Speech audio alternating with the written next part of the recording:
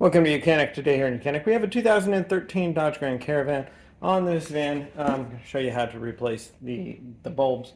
We did the turn indicator bulb, and now we'll go to the high beam and low beam lights and show you how that's done.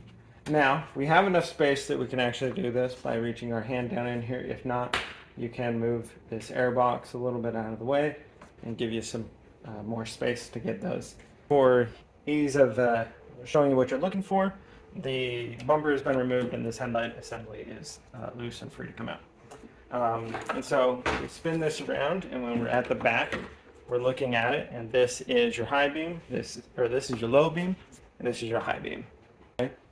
So these bulbs are actually, somebody has upgraded them to an LED, so you have a different type of connection here than what you would standard have in here. What standard comes in this vehicle is called an H11 type light bulb.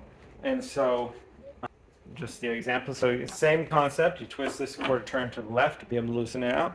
Like I said, these are a different upgrade that somebody has added to their vehicle, but this is an H11, and that is the standard bulb that goes in here. So the same thing, we got to line up our the tabs. They'll only line up in one spot. They're large and smaller to line up in there, and then be able to turn that.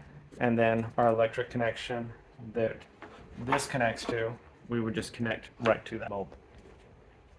And they both take an H11, so the high beam and low beam are the exact same light bulb that you would use if you had your standard ones, or if you've upgraded to your LED options. It's the same thing.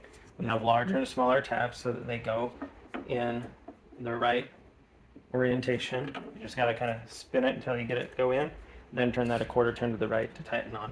We'll repeat that same process for the low beam.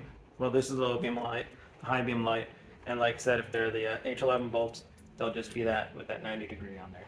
And so that's how you would be able to replace your high beam and low beam light on your 2013 Dodge Grand Caravan.